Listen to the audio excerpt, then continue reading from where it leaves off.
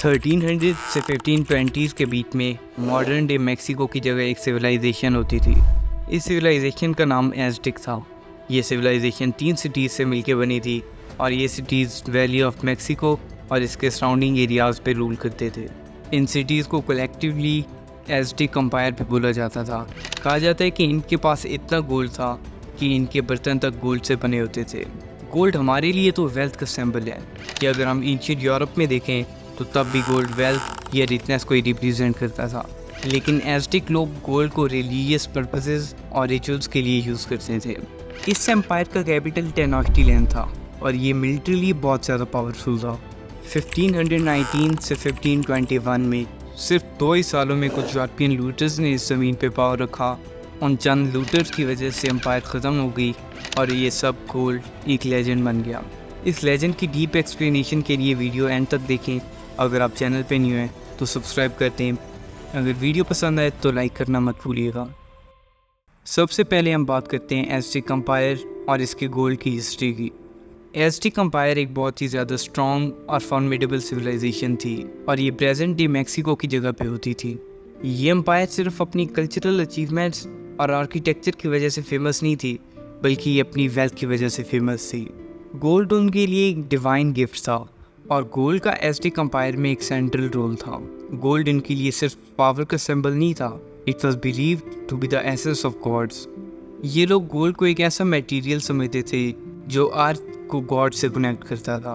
Gold को religious ritual से link किया जाता था और इसे काफ़ी एक्सपेंसिव ज्वेलरी बनती थी। इस ज्वेलरी को एम्पायर के ख़जाने में रखा जाता था और इससे गॉड्स को ऑनर भी किया जाता था। एज़टेक एम्पायर की गोल्ड ने उन सब लोगों को बहुत इम्प्रेस और हैरान कर दिया था जिन्होंने इसे कॉन्कर करने की कोशिश की थी। इनमें स्पेन की एक आर्मी भी शामिल थी। हम इस आर्मी को लूटर्स भी बोल सकते हैं।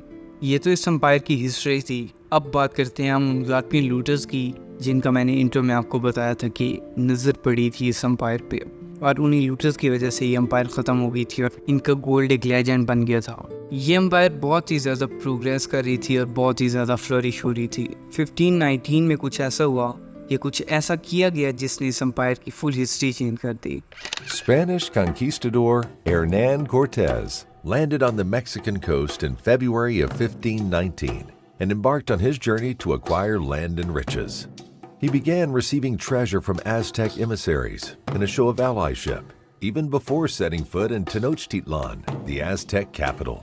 In addition to treasure, the Aztec king Montezuma sent the Spaniards gold dust after the sly Cortés tricked him into believing gold was the only cure for a Spanish illness.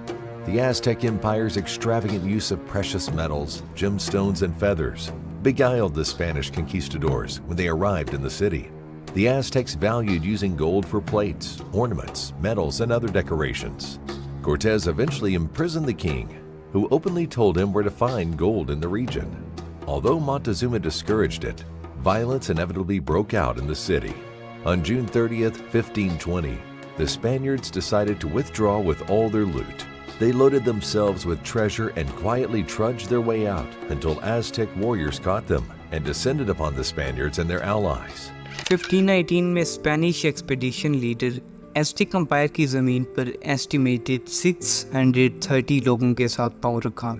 Cortes को commander की post से remove किया गया था, लेकिन वो without permission boats steel करके भाग गया था। कॉर्टेस और उसकी आर्मी ने कंपोलिया में अपनी शिप सेल की। कंपोलिया उस वक्त एज़टेक एम्पायर का एक प्रोविंस होता था। Many of Cortez's men were weighed down by their loot and fell into Lake Texcoco, while others ran too slowly to escape. This night became known as the Night of Sorrow. In the following year, the Spanish army rebuilt themselves and overtook Tenochtitlan successfully, marking the downfall of the empire. Almost all the gold recovered from the city was melted into bars, losing the cultural significance of the original Aztec artifacts. In spite of this, some lost treasure from the Night of Sorrow has been recovered in modern-day Mexico City. करीब ही Cortes ने अपना एक town बनाया जिसका नाम उसने वेराक्रस रखा। अपने इस न्यू टाउन में वो मैक्सिकन एम्पायर के एम्बेसडर से मीटिंग किया करता था। कॉर्टेस एक बहुत ही ज़्यादा चालाक इंसान था। ये इंतहाई खुदगर्ज़ इंसान था और किसी और का नहीं सोता था। इसने इन एम्बेसडर्स को और कुछ लोगों को अपने साथ मिला लिया। इन लोगों का यूज़ करके उसने एज़टेक एम्पायर पे अटैक किया। कई महीनों की वार के बाद टेनोच्टिटलान, जो कि इस एम्पायर का कैपिटल था, उसने हार मान ली और 1521 में कॉर्टेज ने सिटी को तबाह कर दिया। इस आर्मी ने एम्पायर का सारा सोना लूट लिया और इस सोने में से काफ़ी ज़्यादा बड़ा हिस्सा स्पेन भी भेजा गया। जब ये सारा सिटी तबाह हो गया था तो उसके बाद कुछ रूमर्स फैलने लगे कि जितना सोना लूटा गया है उससे कई गुना ज़्यादा सोना डिफीट होने से पहले एज़टेक के लोगों ने छुपा दिया था। तो यहीं से इस गोल्ड की लेजेंड बनी और यहीं से एक बहुत बड़ी मिस्ट्री शुरू हो गई। स्पेनिश सोल्जर्स ने हर जगह पे सोना ढूंढा लेकिन उन्हें कुछ भी ना मिला। उन्होंने पूरा शहर खोदा लेकिन उन्हें ये छुपाया हुआ सोना कहीं भी ना मिला। ये कहा जाता है कि लास्ट एज़टेक एम्परर, जिसका नाम क्वाटेमोक था, उसने लोगों को हुक्म दिया कि वो सारा गोल्ड कहीं छुपा दें ताकि वो इन्वेडर्स के हाथ ना लगे। स्पेनिश सोल्जर्स और हिस्ट्री में कई लोगों ने सोने को बहुत ज़्यादा ढूंढा है लेकिन अभी तक कुछ भी नहीं मिला। इतनी सेंचुरीज से एज़टेक गोल्ड की स्टोरी एक लेजेंड बनी हुई है कि एक ट्रेजर जिसकी वैल्यू अनइमेजिनेबल है वो मैक्सिको में डिफरेंट सीक्रेट लोकेशन में छुपाया गया है। इस ट्रेजर को ढूंढने की बहुत ज़्यादा लोगों ने ट्राई की है लेकिन अभी तक इसके बारे में कुछ भी नहीं पता चला। कुछ लोग कहते हैं कि ये हिडन है लेकिन कुछ लोग कहते हैं कि ये एक मिथ है। एज़टेक के लॉस्ट गोल्ड की मिस्ट्री अभी तक सॉल्व नहीं हुई है। क्या ये मैक्सिको के जंगल में छुपा हुआ है या ये बस एक मिथ है? हकीकत जो भी हो, लॉस्ट गोल्ड की कहानी जनरेशन तक चलेगी। आपको क्या लगता है कि ये स्टोरी सच है? आप अपनी सोच कमेंट में ज़रूर बताएं। अगर आपके पास कोई और वीडियो का आइडिया तो आप कमेंट कर सकते हैं।